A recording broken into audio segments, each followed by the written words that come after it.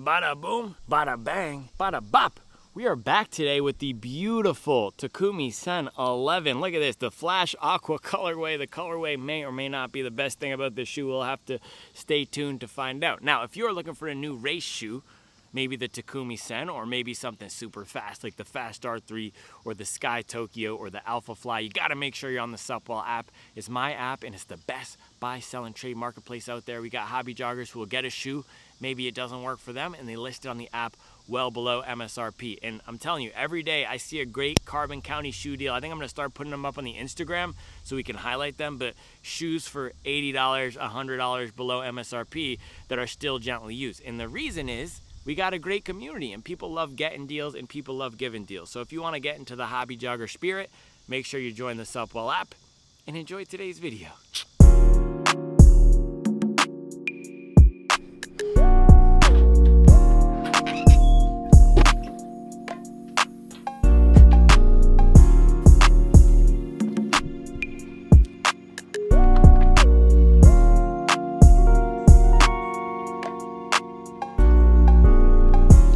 All right, man, we're outside here at the shoe market getting active. We had to bring that old school 2024 feel back because I wanted to put out all the Adizero shoes on the steps like we used to do. I used to come out here every day, lay out the shoes, lay out the competitive shoes, lay out the other shoes in a brand's lineup. And I thought this would be a good video to bring that back because, gosh dang, Adidas has a lot of Adizero shoes here. And I think seeing them all laid out like this makes you realize just how many options are on the market and how these brands are trying to slice and dice us, get some more wallet share from each of us, right? So $130, we have the Adizero SL2. This is the daily trainer in the lineup. Then we have the Adios 9, the Barefoot Mafia lower stack speed training shoe. We have the Evo SL, which is the Hype King, a hybrid speed training and daily trainer. Could also be used as a race day shoe, 100% of the race foam. That's $150. Moving up to $160, we have the Boston, which is my pick out of their more speed-oriented daily/fast training shoes. Then the Takumi Sen. This is the 5K, 10K racer, $180. The 11 will be replacing the 10, which is a highly mid shoe. And then we have the Adios Pro 4, $250 racing shoe. At $300, we have the Prime X Strung 3, which is an amped-up training, I don't even know what you would call it, a super max stack behemoth, $300, two types of plates in there, lots of race foam, and then $500, the king of this lineup right here, you have the Evo Pro 2, which is a $500, let me say that again, I think we need to say it 3 times, $500 racing shoe, lightweight, designed to have a lot of protection, bounce, but minimal weight for the marathon distance. So quite a lot of Adizero shoes. I think it's pretty wild to see a all laid out like that. We can get into the Takumi Sen 11, but I think the interesting thing here and why I wanted to do it is because, man, this 5K, 10K racing segment has just gotten lost in the market. Above it, you have these more exciting race shoes that a lot of people are using for their speed training. And then below, you have more comfortable training shoes, Boston, SL2, Evo SL. So where does that leave the Takumi Sen 11? And for a lot of brands, this 5K, 10K segment has just been completely abandoned. Nike has revived it, perhaps, with the Streakfly 2, but not an area of the market where we're seeing a lot of pop. So this is the landscape here. Let's open the Takumi Sen and see if it's worth anything right now with all these other options on the market.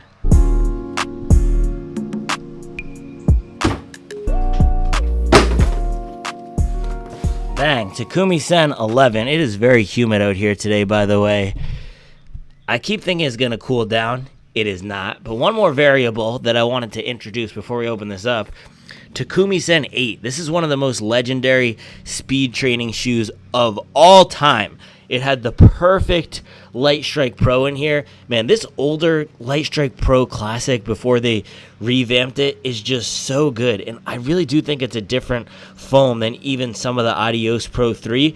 Whatever they did with this generation is just perfect. And then the rods in here give you the perfect amount of snap. I actually used this for a half marathon, but what I loved it for was any shorter, faster stuff. And a lot of people felt the magic of the 8 was lost in the 9 and 10. So that's going to be the big question. Can the 11 bring back the magic of the 8? It was light, it was fast, it was so peppy. on the forefoot, you just bounce right off. With the newer formulation of Light Strike Pro in the 10, and also with just making it a touch wider and more of a daily-oriented shoe, or at least more comfort, it lost some of that bounce. So that's what we're going up against in the 11. Oh my gosh, dude, the flies are just mobbing my shoes out here. We got to protect these products. I'm going to have to bring them inside. Yeah, that's what we're going up against in the 11. Let us take this out of the box. Bada boom, bada bang, bada bop. Look at this. We got the Flash Aqua. This is a good colorway, man. This is a really good colorway. I also like how the yellow stripes are coming down, painted on the midsole. Now, key changes in this one from the 10 to the 11. You have the reworked version of the foam. Oh, look at that. We also have a heel tab. That tells you that you might run a time with 4 digits. But reworked version of the foam. I've been mixed on this new softer, bouncier Light Strike Pro foam. I liked it in the Strung. I didn't love it in the Adios Pro 4 at first, but I've started to like it maybe some more. I still don't think it's as good as this version of the foam in the Takumi Sen 8, but we'll see if the rods in here make any difference. I also think they've reworked, yeah, you can even see in the bottom, they've reworked this rod setup. Look at that. You can see there's more split here in the 10. They're concentrated in the 11. We also have more light traction rubber. So this is Adidas's new thing. Instead of going full Continental on the bottom, you get light traction all over it and then one patch of Continental. That should help save some weight. So hopefully this is lighter, and that's going to be the big draw of this category, which is one of the confusing things with the Takumi Sen 10. It wasn't any lighter than the lightest marathon racing shoes. Matter of fact, it was actually heavier than a lot of marathon racing shoes, and it didn't have the most aggressive forefoot. So the question for me was, if this is heavier and the toe-off doesn't feel faster, why the heck would I use it for a 5K versus something like the Sky Paris or even the Alpha Fly, right? So Takumi Sen 10, just highly mid. That's going to be the brief of this guy. Can we get back to something less mid? They also have a wider forefoot here. Take a look at that. We can get the calipers out in a second, but they've widened out the forefoot. Oh, interesting. They've closed up this gap on the bottom. So look, there's a really aggressive gap on the medial side, a cutout. They have closed that slightly on the Takumi Sen 10. Also, the heel gap on the back, less aggressive than the Adios Pro 4. So look at this heel gap on the Adios Pro 4. Look how I can collapse this foam in on itself. On the Takumi Sen 11, we can't collapse the foam. So that's a great thing. It's also going to be lower stack. So that's the difference between the Sen 11 and the marathon racing shoes. This guy is lower to the ground, hopefully lighter weight, etc. Now upper here, this also looks like a big update. They do have the same material. What is it called? Something fit? No, Light Lock. They have the Light Lock upper, same material as the Adios Pro 4, which I really like. That was one of the best parts of the shoe. The Takumi Sen 10, the upper was just okay. You didn't have to fight to put it on too badly, but it wasn't amazing. It still had that scratchier. Let's take a upper ASMR scratch test. Yeah, still had that scratchier, more rugged Carhartt material to it. This is a softer material. It has a more dialed fit. The upper on the 8 was actually horrible. Getting this thing on your foot was a fight. Absolute fight to just lace it up. So looks like that's going to be a big difference from the previous generations. And yeah, just looking at these side by side, I can already see this upper is stretchier. It looks more forgiving. They've also sent the laces the correct way through these. So nice job, Adidas. Let's see, 8 versus 11 in the back here. You still have that narrow base. Let's get the calipers. All right, I told you, Charlie got me a whole toolkit here, or just a basket to carry my toolkit. So yeah, this has always been a very narrow shoe. If we look at the back of the 8, 71, 72 millimeters wide. Back of the 10, ooh, yeah, same exact width. We're coming in at 71. So would you look at that? Now let's look at the forefoot. This puppy looks wide in the forefoot. The new one, 113 millimeters wide. The older one, 2 generations ago, 108. So yes, they have gone 108, 109. So they've gone a few millimeters wider in the forefoot. Also, I don't have the 9, but it's the same exact midsole as the 8. It was a slight upper update. So they've kept the platform relatively similar to the 8 here, the legendary one. Let's actually see where the 10 comes in. Yeah, 10 is wider in the back here, a few millimeters wider in the back. Then we had 113 in the front, and slightly narrower in the front. So overall, this looks like it's going to be competitive. The main question is, how does this Light Strike Pro respond with the lighter weight, with the lower stack, with the rods, and with the rocker? This actually looks like the biggest rocker we've ever seen on a Takumi Sen. This has always been more of a natural feeling shoe, especially in the 8. It was more about just landing on the front and popping off. There wasn't a huge aggressive geometry, but you can really see it in this one, especially in the back. This entire platform is curved versus the 10. It's way flatter on that rear 2/3, and it looks like the rocker, or the toe spring here, I could barely even call that a rocker, just starts way farther up, versus this guy. This is almost an Evo SL type of deal where you're getting the full curve. So, man, absolutely looks fantastic. Let's get this tag off so we can get a picture of it in all its glory here.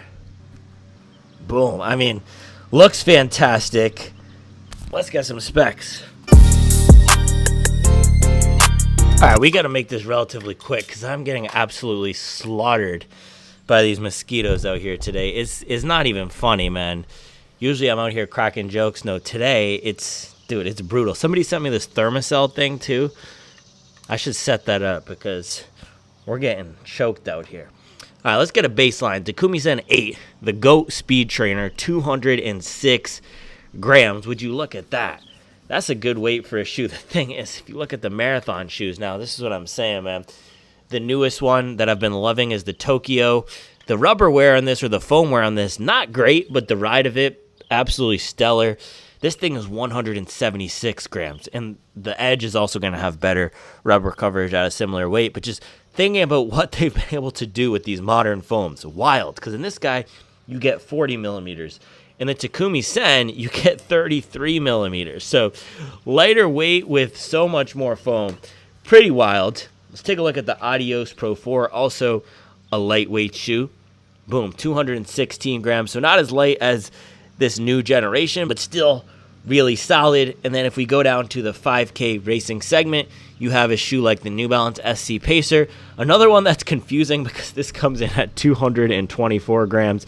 It's only $200 compared to the race shoes, which are $250, $270. But if you're more concerned with the actual performance, why in the heck would you buy the Pacer for $200 at 223 grams when you can have a shoe like the Sky Tokyo with so much more stack, or even the Alpha Fly or something, which is the same exact weight with way more bounce? Makes no sense. So last generation of this shoe, Takumi Sen 10, man, they went up in weight from the 8, which is just crazy. 218 grams. That's heavier than the Adios Pro 4. Literally makes zero sense from any perspective. I don't know why anyone would have bought this shoe if it's heavier, lower to the ground, less bouncy. Maybe it's just the lower to the ground aspect, but wouldn't you also want it to be lighter weight? So hopefully they've cleaned that up in this newest one. Moment of truth here, Takumi Sen 11. Kind of, I guess. So this is still coming in above 200 grams in my size. That is just so much heavier than the Tokyo. And this is the thing I don't understand. So I actually didn't know how light this was going to be, but get 201 grams versus these new marathon shoes are all below 200. I just don't understand. What is the point of having that? It's really confusing. Yeah, 176 in the Tokyo, and then in this guy, you'll get 201. Maybe I'll be surprised because with the Brooks Hyperion Elite 5, I was also harping on the weight. But with this category, for me, a lot of it really does come with the weight, because the marathon shoes now are very propulsive and aggressive, especially for us hobby joggers, right? My 5K pace is in the low 5s. That's slower than the Elite's marathon pace. So I would still be benefiting from using a marathon shoe, right? And most people out there, your 5K pace is probably, if you're watching this video, somewhere in the 6-minute range to 8-minute range, which is exactly what these marathon shoes are perfect at doing. So why are we going to spend more money to get something like this unless the ride is so much better? And that's where we have to introduce a shoe like the Prime X Strong 3 into the equation. So look at this guy, behemoth of a shoe. It could barely fit on the screen here. 310 grams, so very heavy, but you get all the tech, all the stack. And we've been calling this, Barrett actually coined this term, the ultimate enthusiast shoe, because it's the shoe that you want. It's not the shoe that you need. There's nothing for which this is the optimal shoe. It's not the best marathon shoe. It's not the best recovery shoe. It's not the best daily trainer, but it's just a really cool piece of technology that provides a fun ride. So maybe the Takumi Sen will be a stripped down version of that, or maybe it'll just be a solid training partner. But the thing is, I don't know, at $180, oh gosh, man, I'm getting smoked out. Last thing I'll say before we do a stack check, yeah, at $180 here, it's not like this is some great value bargain. The Evo SL is $150, so this is still an expensive shoe, and the marathon shoes are relatively durable now. The Alphafly, the Deviate Nitro 3, you can get good ones to train in and put a lot of miles on. So that's just my question. Where is this going to fit in the rotation? Is it going to be more optimal than other shoes out there, or is it just another cool enthusiast product? All right, let's hit him with the stack check before I get malaria.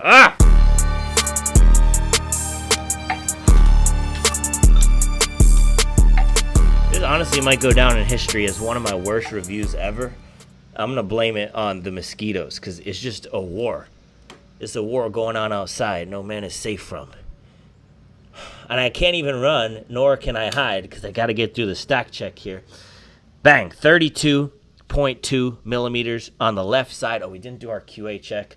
Let's QA these quickly. So let me just tell you right now, that's lower than the marathon shoes, and that's lower than a lot of the speed training shoes out there. So this really is a lower to the ground option, and I know some people still like that. And maybe I'm going to be eating my words, because I'm going to be flying and hitting the fastest threshold pace of my life in these, but probably not. All right, 32.9 on the right side. If we compare that to the Pacer, which is the other competitive option here, boom, Pacer comes in at 33, so very similar. And let's get a check on the Streakfly. And the cool thing about the Streakfly, man, and the reason why I would go for this, I didn't even throw the Streakfly on the scale. That was a mistake. This thing is super lightweight and also really low, so 28.8 millimeters. But the cool thing about the Streakfly and why I would recommend this shoe is because it does that Primex Strung 3 thing, where it's giving you a ride that you can't get anywhere else, and it also does feel so much faster, because look at this. If we zero out the scale here, this guy's coming in the 130s, so this is a full 60 grams lighter. That's about what, 40% lighter? Hobby jogger math, 30% lighter. It feels a lot. It's going to feel a lot lighter. That's noticeable. 60 gosh dang grams lighter. So, yeah, on paper here, the Takumi Sen is not really giving me anything too impressive. It's like a plated lower stack Evo SL. I guess it's just, yeah, for what is this going to be the most optimal, especially when you have the Streakfly 2, which is a true 5K, 10K demon time shoe. Last thing here, before I can finally beat these mosquitoes. It's just a war of attrition. 204 on the right side, 201 on the left side. All right, that's a QA pass. Let's get this thing on foot.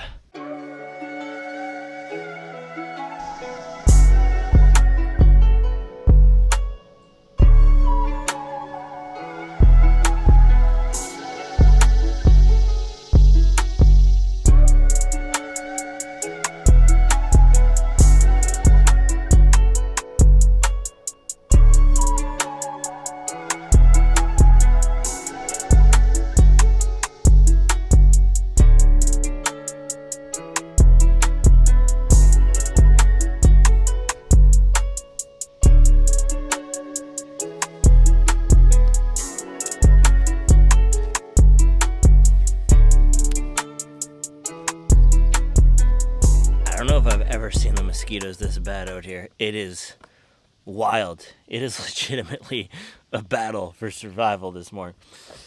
But yeah, Takumi Sen 11, lacing it up here. So far to me, this feels like one of those shoes that Adidas is making because they have to. Now, they don't have to make this. Nobody is forcing them to make it, but they have 10 previous iterations, so they're just going to go through and do the update, put the new foam in it, change some rods here and there.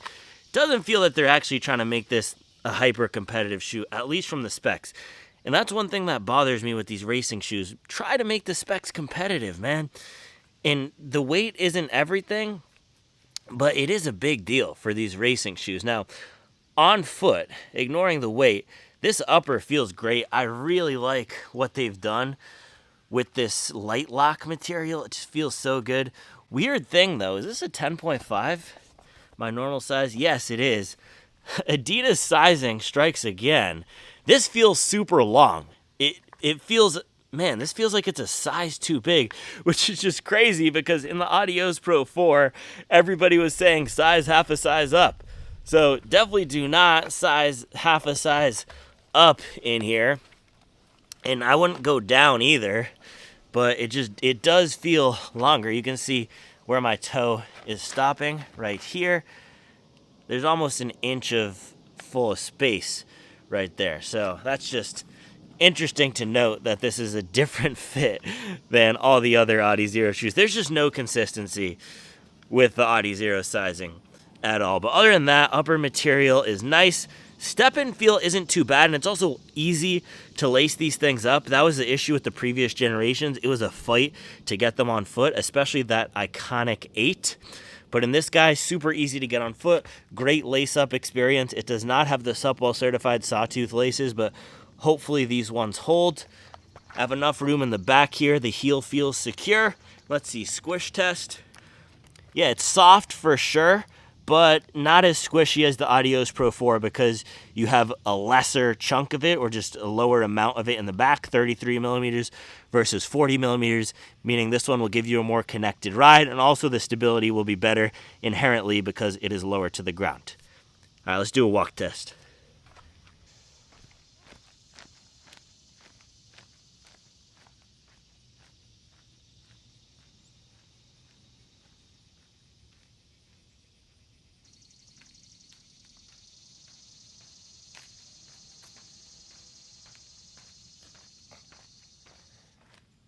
Yeah, the most notable thing is that these feel kind of long, man.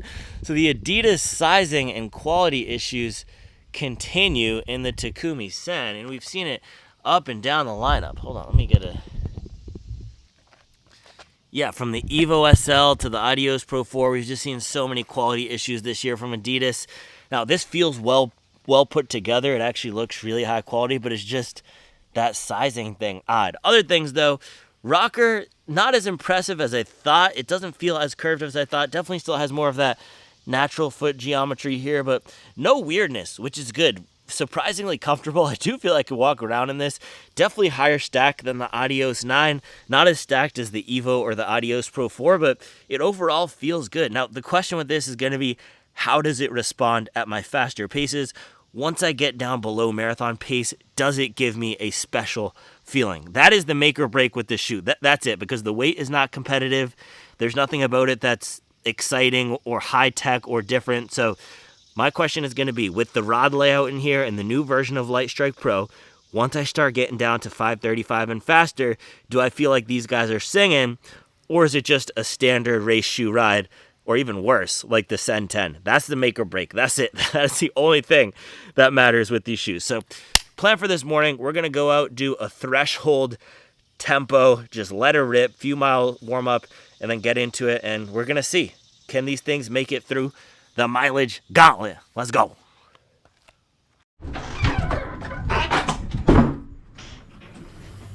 Man, I would love to be able to get through one video, one day, without any problems. Today I lost my GoPro, so we're back to the old shaky GoPro. And the mosquitoes are getting me, I'm just complaining. But the bonus is I got 20 minutes just walking around in the Takumi Sen, trying to look for my GoPro. Very comfortable walking shoe.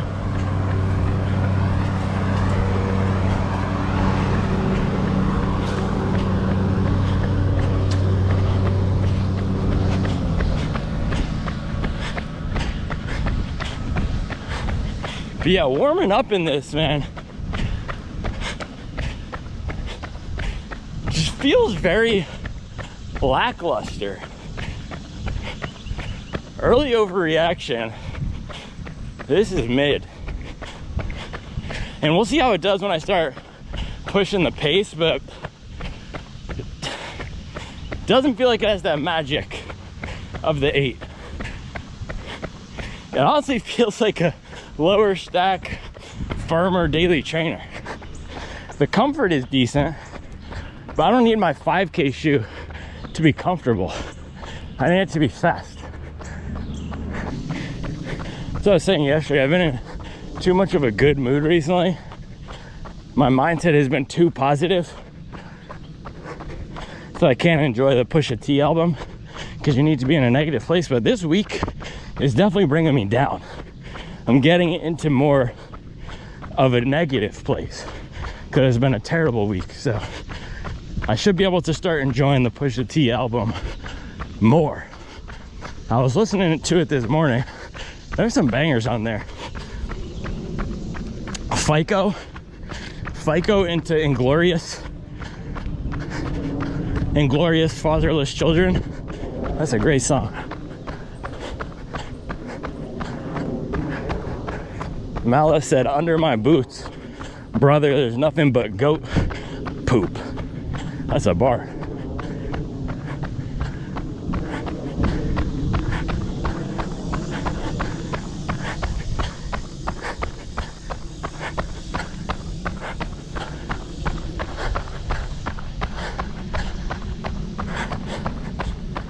Yeah, definitely feeling better landing up at the front. I'm trying to get down to a faster pace. I'm in the 6s now. Better, but not amazing.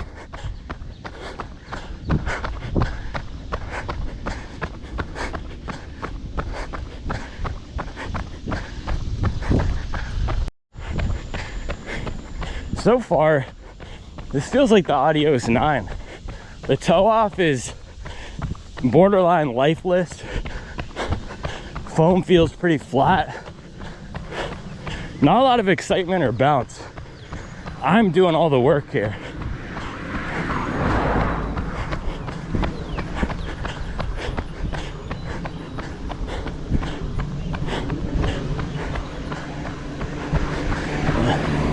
Feels like this is the Nike, the lifeless Vaporfly shoe. Yeah, man, so far I'm going Streakfly all day over this. There's plenty of shoes you can run fast workouts in. I just don't know why you need this one.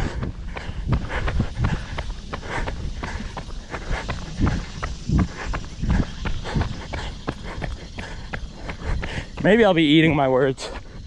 It's just the early overreaction. Do not Google that. Oh my goodness. Do not Google that. Mile 1, 7:21. So far, I am not feeling this at all. I'd much rather be in a bouncier marathon shoe. This is like a racing flat. Throw some strides in.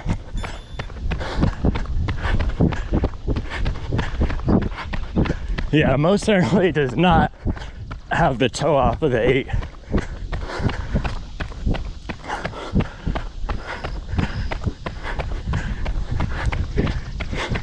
This feels slower than the Adios, man. The other thing is, with how long this is, I'm not able to dig down in the forefoot and get the toe off because there's too much shoe up in front. So it's weirdly long, and the toe off is not, it just doesn't have the bite that I want. Very flat feeling. Also, this is a 5K shoe. It should feel good out of the box. These things should not require break-in.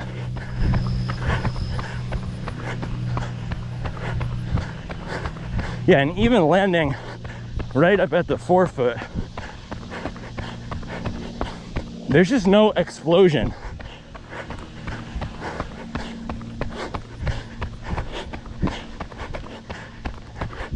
feels like the Skechers is the Aerospark. One more stride here before I start this tempo.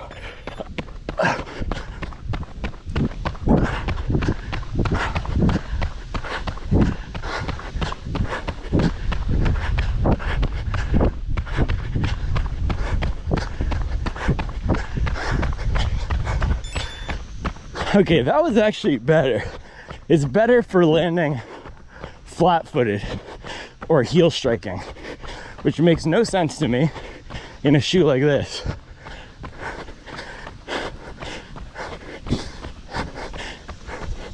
It's a more comfortable version of a 5K shoe.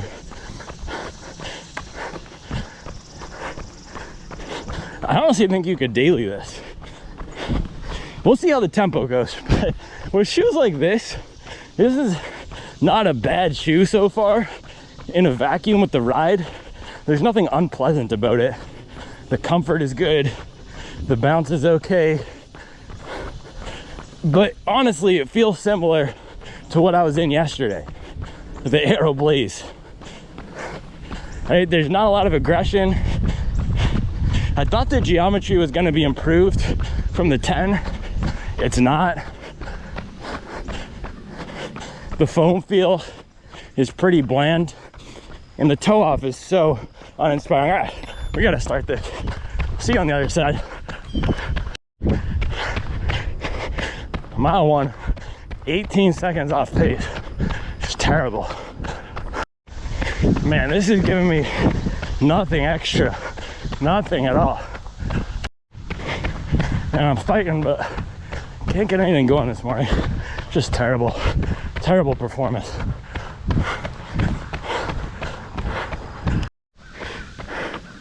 All right, tempo is done. Not good overall. The shoe was not good. My attitude was not good. The performance was not good. This video is not good because I have the wrong GoPro. Yeah, I should have known yesterday. I said it. I said, man, this is my first training misstep in a while. Because I ran my morning run too hard yesterday. I could feel that I wasn't recovered. Yeah, I just couldn't hit jack this morning. Jack split. Hit the first one 540. No, I think I hit the first one 548. Terrible. Supposed to be at 530. Could not get the legs going. That's the fatigue catching up. Super frustrating. It doesn't make it any easier. Losing is losing. That was an L. It's like at my job. I work in new business. My job is to win projects for my company. Whenever we lose, people always say, can you get feedback on why we lost? It doesn't matter. We lost. We lost. It doesn't matter the reason. It doesn't make it any better. So yeah, that was a big, gigantic L. Miserable showing. The one silver lining, I was going to be depressing and say there was nothing good about that workout. That's not true. The one silver lining is, and this is where heart rate training is actually helpful. I took a look at my heart rate on the last few miles there, and I was pretty much maxing out the effort for this run, and my heart rate wasn't budging past 168, 169. And what that means is I'm under recovered because I can't get the legs firing to even get into the threshold zone. That's more of a marathon pace zone right there for me. So that's a good thing, but still a wasted day of effort because we didn't execute on the point of the workout as it was supposed to be done. The goal is to get threshold. We got no threshold. Zero time spent in threshold.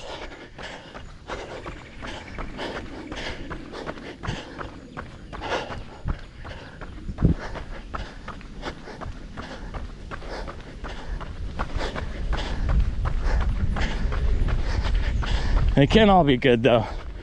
That's what I tell myself when I have a terrible workout. How would you know what a good workout was? If they were all good, they wouldn't all be good. They would all be average. So first bad workout, I actually had 3 good workouts in a row. 2 marathon tempos and then the long run. So first bad workout, batting 750 off the last 4. Not too bad.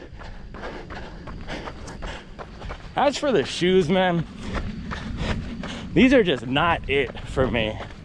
They just have nothing about them that's exciting or fast or better than a marathon shoe. This is the whole thing that I don't get about the shoe. It's just, at its best, this category can be the most exciting, like the Streakfly. But at its worst, I feel the same way about this shoe as I did about something like the Zoomfly 6, where with that one, it just feels like a worse version of the Vaporfly. That's the danger of a speed training shoe, when all you're doing is making a cheaper version of a better product. That's what this feels like. Just less foam, less protection, less bounce. There's nothing about this shoe that's better than a marathon shoe, and it's only 15 grams lighter than the Adios Pro 4, which is crazy. How is it not way lighter than the Adios Pro 4? I'm just scratching my head. I think the one area where this might succeed for some people, probably not for me, but definitely not for me. I can tell just from this run, this was giving me absolutely nothing. But for someone who needs the stability, not because you're an overpronator, but because you're running a park run, If you're running a park run or cross country, all my blokes always tell me, we're twisting and turning out here on the cobblestone streets. You don't know with your wide American roads. So if that's you, I could see this being good if you need something lower. Sky Tokyo, for example, stability was fine. Not the best, not the worst for a marathon shoe. But if I were running on a course with a ton of twists and turns that was shorter, then I could see how something like this might be better. That's really the key value prop here, is just nimbler. That's really it. There's not much else going for it. So yeah, it's nimble, it's lower to the ground, but man, the toe off, not good at all. There's not really a lot of pop on it. Just felt like I couldn't drive off the front like I wanted to. Overall, just disappointing. Kind of want to throw a few 200s in here to see how it does.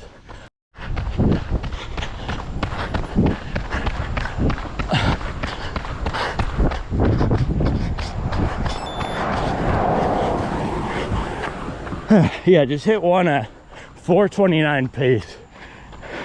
There's just not a lot of bite at all in this guy. Even Adidas thinks this is mid, man. They're not even sending it out to their little influencers. That's how you know a brand doesn't want to push a shoe, because they think it's going to be bad. Also, if you want something like this for speed training, I just get the Boston. The Boston toe off might feel better than this. Also, the upper on that feels more dialed. This is sloppy and long. That's not what you want. I'm at mile 9 and change here, closing it out with 10. They have completely neutered this thing from what made it great in the 8. There's too much comfort. That's where the additional weight is coming from. And this needs to be a shoe where you put it on to run for 30 minutes max at a fast effort. That is not this. Feels like a daily trainer. And that was the same issue with the 10. Just why? You already have the Boston. This does not need to be a comfortable training shoe. It needs to be the aggressive, fastest shoe in the lineup. And it doesn't feel like that. Well, that was extremely underwhelming. Yeah, underwhelming on the the shoe front, and then just weak and disappointing on the workout front. But I'm going to try to spin this. Let's go to Spin City. Turn this into a positive. It was 10 miles, 7:14 pace. Average 141 heart rate. And look at that. My heart rate just dropped as soon as we got into the cool down. Let me see if I can get the splits on here. It's too tough. The Garmin never does it correctly for me, but yeah, I was hanging out. I was supposed to be at 5:30 or faster for the tempo. I was hanging out in the 5:40s, which is just a big swing and a miss. But positives, I know the reason why this didn't turn out well, and I can fix it for next time. I feel that I'm under-recovered and under-fueled, which is an easy fix for me. I knew I should have done one more day of rest, and this is the issue sometimes with balancing training for myself and reviewing these shoes. I knew I wanted to get the Aeroblaze review up yesterday, and I was literally saying it in that video. I ran too hard for the day. I should have been doing a recovery run, but instead I did a steady run in the 90-degree heat. So I went too hard. I didn't have enough fuel. I was super hungry last night, and I refueled before bed, but I think it was just too little, too late. Body was not recovered. Sleep was poor. It's just all the factors adding up. So the other thing is I'm healthy, so bad workout. We can get past it. I'm not injured or anything. It's just, it doesn't make it any less frustrating. Even if we can identify the root cause of the issue and know what we need to do, it still makes it tough, especially if you're a competitive person, man. It's like an NFL quarterback. You ask them, oh, you threw 5 picks. That's the reason why you lost the game. Of course, they know that's the reason why they lost the game. They're not going to be any happier just knowing that. So, yeah, I would say that was about a 5-interception game, 38-0 blowout. And the other thing is, man, this shoe is just so lackluster. There is nothing about this shoe that is enjoyable or exciting or that would make me want to reach for it for another workout or a race. It's heavier than the Vaporfly. And this is now making me want to recommend the Vaporfly over this, especially since you can get the Vaporfly for, I think, $175 right now on Running Warehouse. This literally just feels like a worse version of the Vaporfly. It's heavier. There is no bite on the toe off. The upper fits sloppy. It's long. Just really odd shoe. This is a complete whiff from Adidas.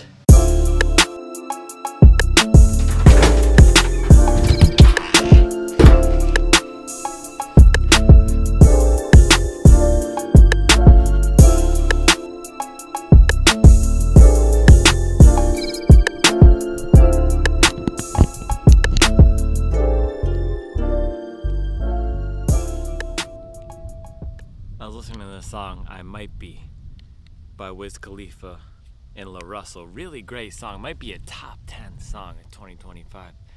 That whole Wiz album, Cushion OJ2, so good. Just nice, smooth beats. I went back to it because the Cardo Larry June was so good, and then it made me crave more Cardo beats. So I started listening to old Payroll songs. 10 Years, One Summer, absolute banger. That's a really good song. And then I started listening to the Wiz again. Crime, Budded Women, I Might Be.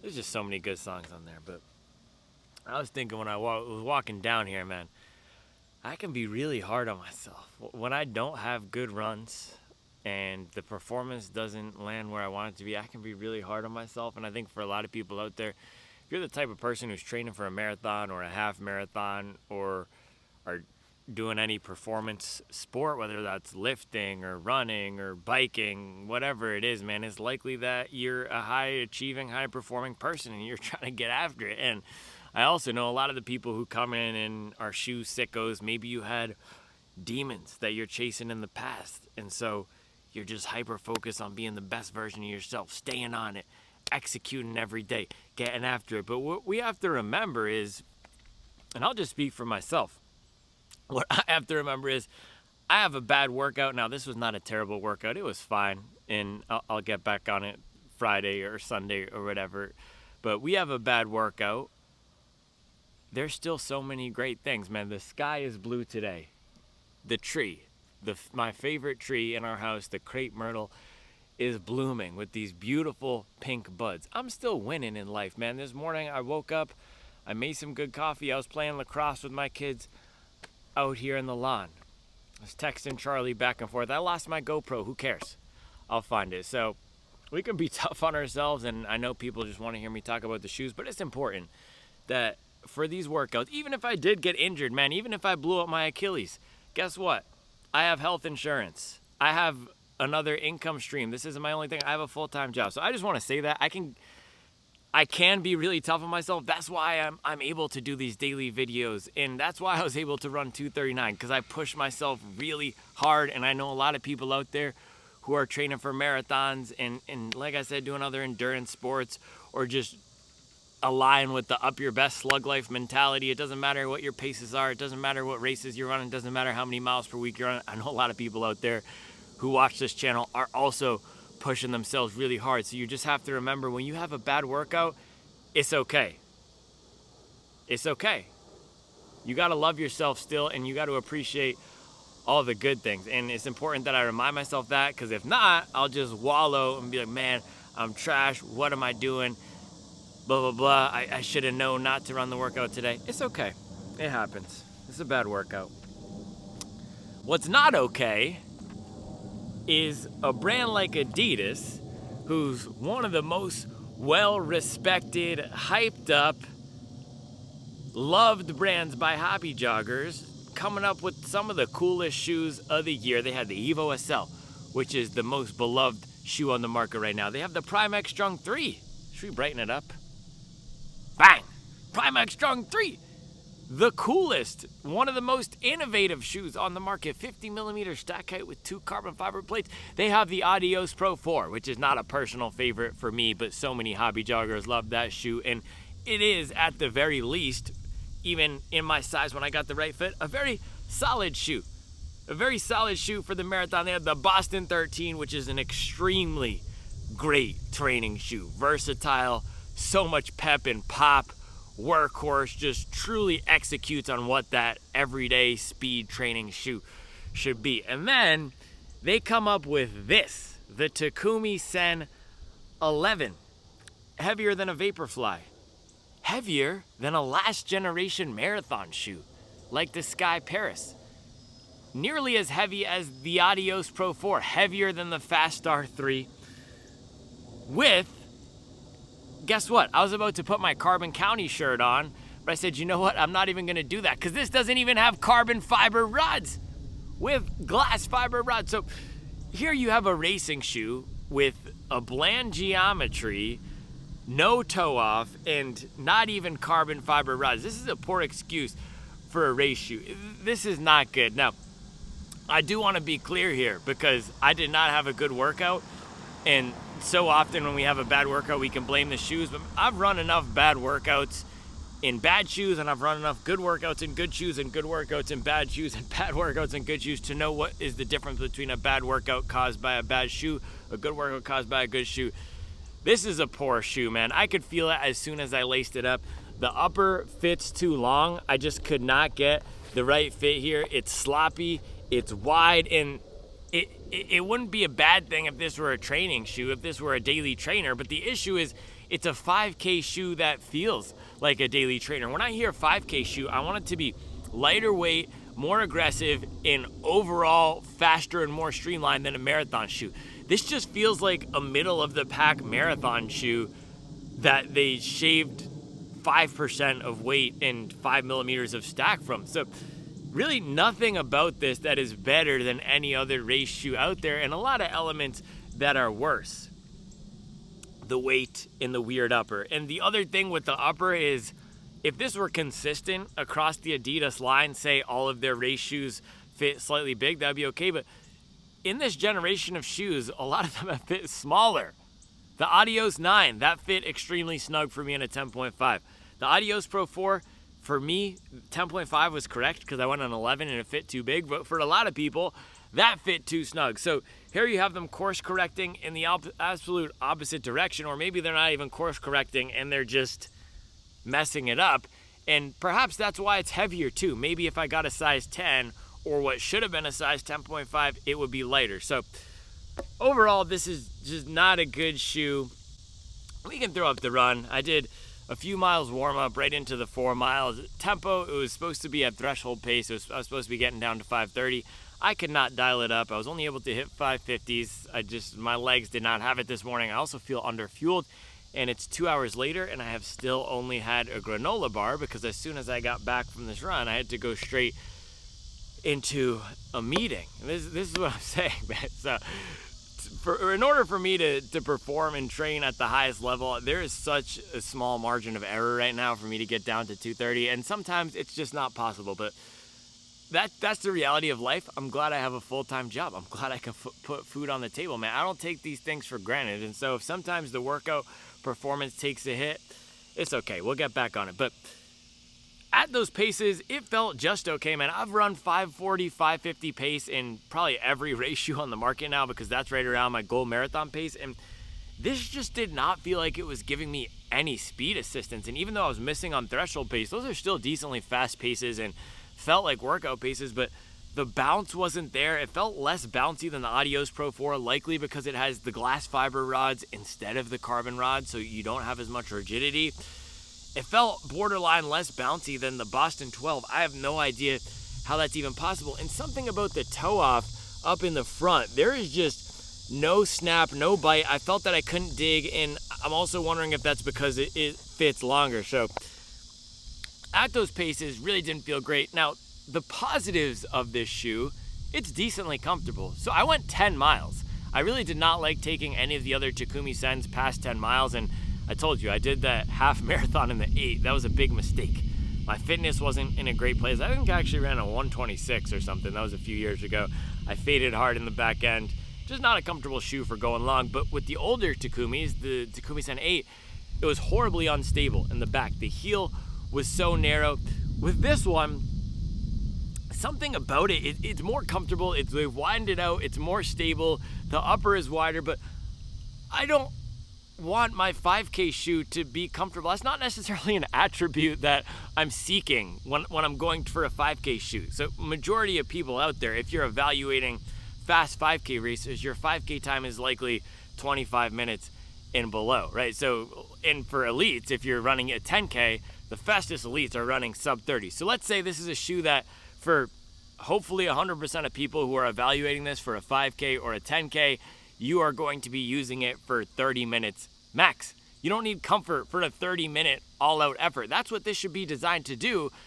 Meanwhile, it is 60 grams heavier than the Streakfly 2 with none of the aggression. So I'm just scratching my head. What was the product brief that went into this? What were they trying to accomplish with it? Who wants a comfortable 5K shoe? Isn't that why the marathon shoes exist? And maybe it's versatility, but that's why the Boston exists. It just makes no sense. And if you think about the beginning of the video when I laid out all the Adizero shoes, man, you have the SL2, you have the Evo, you have the Boston, you have the Adios, 4 other shoes that are supposed to be the training versions. You have permission, you have room in the lineup to make this more aggressive, and there was just nothing about it that felt aggressive.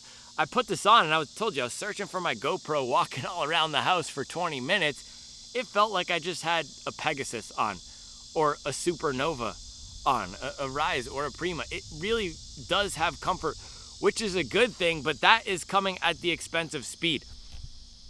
It's coming at the expense of weight. It's too heavy to compete.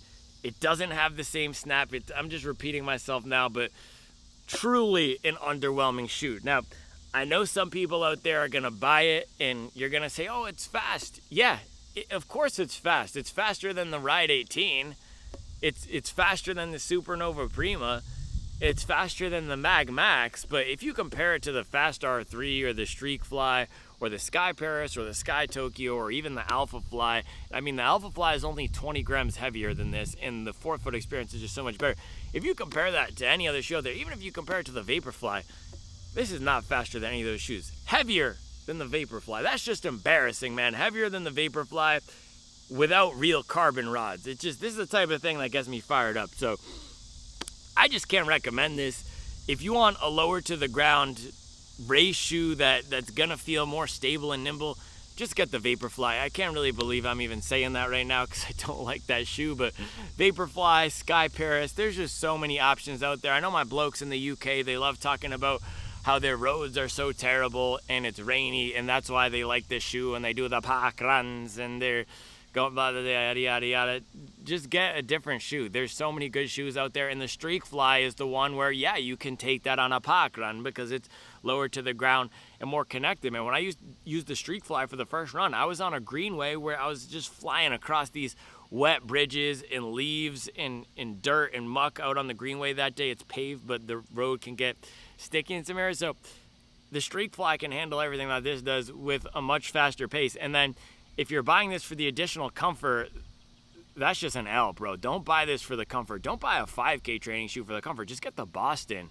If you want a comfortable Adizero shoe or a relatively comfortable Adizero shoe, just get the Boston or the Evo. This just has no purpose for anybody. This is not going to be the best shoe for anybody. Now, the one caveat here, if your mom got this for you, if you're a high school sophomore and she got it for you and you're watching this video, it's going to be fine. Yes, you can run fast in it. This is not going to actively slow you down. So Chuck, or what's a Gen Alpha name? What do you need? Oh, like Markson. That's what the kids are named. Markson, I know your mom got you this shoe for your birthday for cross-country season. You're going to be fine. Don't worry. Don't have a panic. Just put the work in training. You'll be able to run a fast race. But that's really the best thing I could say about it. It's not going to slow you down, and it's not an actively heavy shoe. The benefit of me testing all these shoes is I can place all of them and evaluate them versus the other options out there. So no, it's not an actively heavy shoe. The Aeroblaze, the Rebel, those are 240 grams. Those are lightweight speed training shoes. But for a race shoe, this is gosh dang heavy, man. All the other marathon shoes that are at peak of what lightweight is now are going down to 170, and the Streakfly is just absolutely mopping the floor with this. So let's close it out with those 3 questions we always ask and answer in these first round reviews. First, how does this compare to its intended purpose? Designed to be a fast 5K, 10K racing shoe. Does not do it well. This might be the worst shoe for its intended purpose that I have reviewed this year. It really might be, because if they position this, if this were the Boston 13, I would be singing a different tune, right? This feels like it could be the Boston 13, very similar, but I paid $180 for it, and I'm expecting it to give me the same speed as the fastest marathon shoes. If this is not faster than a marathon shoe or designed for the mechanics that I'm going to be using for running a 5K versus a marathon, why the heck would I buy it? And it does not feel designed for that at all. Where this felt best was more so slower than marathon pace, almost steady pace. It very much felt like a tempo shoe. I'm sure it would be great for marathon tempos, but again, why the heck would I buy this for a marathon tempo? That's not what it's designed to do. So for its intended purpose, not good. They should shave the weight down, get this down to 170 or lighter, and add some carbon rods. That's my prescription. Carbon rods, lighter weight, tighten up the upper. Question number 2, versus the other shoes in the category. Versus the Pacer, not bad, but I think the Pacer is even more comfortable than this. And I was kinder to the Pacer than I was to this last year, but the Streakfly didn't exist. The Streakfly has really reset the market expectations and my expectations for what a 5K shoe should deliver. And also, when the Pacer came out last year, we didn't have Vaporfly, Sky Tokyo, and Fast R3, this latest batch of shoes, all going well below 200 grams. All we had was the Sky Paris and Edge Paris going below 200 grams in my size. So we've now seen this newer wave of marathon shoes completely changing the game when it comes to lightweight performance. And guess what? Adidas can do that too, because they have the Pro Evo 2, which is what, 160 or 150 grams in my size. And yes, that's a $500 race shoe, but they know how to make a lightweight racer. Pulling up on me in the Beamer. Thought I was about to get smoked. Question number 3, versus everything else on the market. And this is actually where this starts to make more sense for me. $180 shoe with the full race foam and the rods. That's not bad. It's almost like this is a super trainer. We were joking about what is a super trainer. Is this a super trainer? Is this a low stack super trainer? I don't know. That's where this might land for some people. I guess if you want something that's gonna force you to put in the work to run faster, this could be a good pick. But it very much feels like a workhorse type of training shoe. I'm not getting the speed assistance that I get from the best race shoes out there, man. I'm doing all the work running in it, and that's how I felt in the Takumi Sen 10 as well. It felt very traditional. This one was supposed to improve that with the newer foam and the geometry, but it just did not. And I was going hard on the Adios Pro 4, but for being too soft. This one doesn't feel too soft at all. It also doesn't feel too firm. It doesn't feel too anything, and it's definitely not Goldilocks zone. It's just there. So totally confusing shoe for me. Not great at anything. Yeah, if you want a one do-it-all workout shoe, this could be fine, but why would you pay $180 for this? It's just lifeless experience. I would get the Aeroblaze or the Vaporfly for $185. Yeah, the only thing it has going for it is the comfort of the upper, the wider forefoot, and the stability. And hopefully the Light Strike Pro lasts for a long time. But in terms of the ride, it's just not good. And for this 5K racing category, you got to have a fast ride, you got to have a lightweight, and you got to have some excitement. So this one was a fail for me. I've been ending these reviews with a letter grade. I'll give it a C-. I want to give it an F. And if I'm just evaluating it based on its intended purpose, that's an F. It's a fail for its intended purpose. It is way slower than the marathon shoes, just infinitely slower than the Streakfly, debatably slower than some of the training shoes. Versus the market, yes, of course, it's going to be faster than your daily trainer, but it just doesn't have anything special to it. So I would love to see brands start to put more investment and try to give us something competitive here. This is literally just a worse version of the Adios Pro 4. Lower stack, not that much lighter, with worse rods, yet the glass fiber rods are worse. These are the same rods that are in the Boston. So just a worse version of the Adios Pro 4. This goes into the Gloomfly bricks category for me. Takumi Sen 11.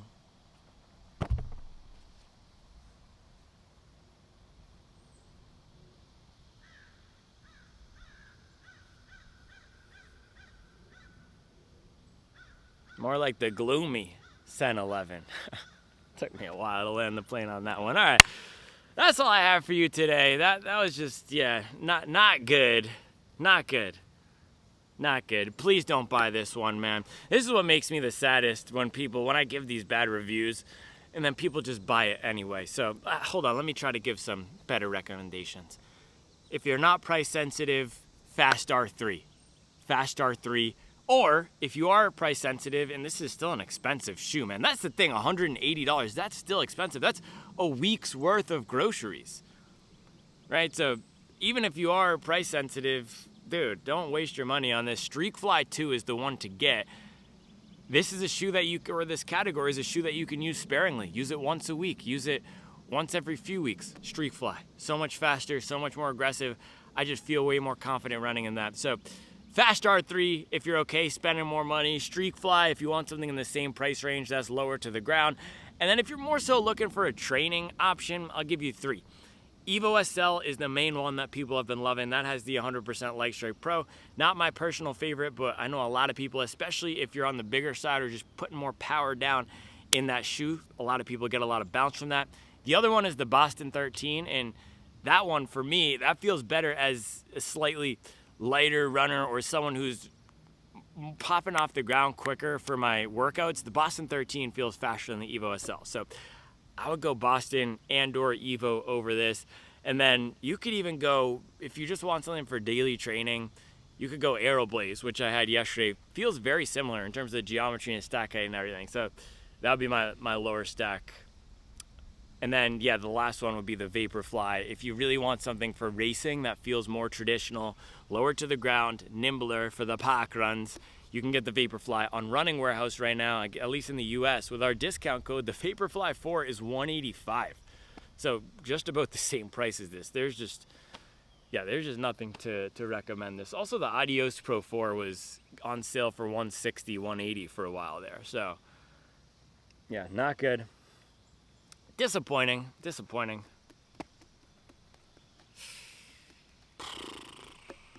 Yeah, I'll be back tomorrow with another video. Takumi Sen 11. The best race shoe for geriatric walkers. You know, the geriatric walker community is going to love this one. Takumi Sen 11. The best road racing shoe for trail racing. That's why people like the 10. Like, oh, it's so great for park runs. Park running off road. Why don't you get a trail racing shoe? It's not good. It looks so good though. That's the thing. Man, Takumi Sen 11. The best racing shoe for flexing on them. If I'm pulling up to Miami Beach, Fashion Week, bang. Someone the other day said, that was my guy Fuel Up, he has to wear his Boston 13s casually because he never knows when he might have to hit the fence, do the dash, like my guy Take. When I did a race, if you got to do the race, run from the cops, this is probably the best shoe for that because it's still got the comfort. It's got that stability if you're trying to swerve and bend a corner, and then it looks good. The thing is, it's kind of conspicuous, so the cops will probably see you. So I don't even know. Maybe it's the best running shoe for getting caught by the cops.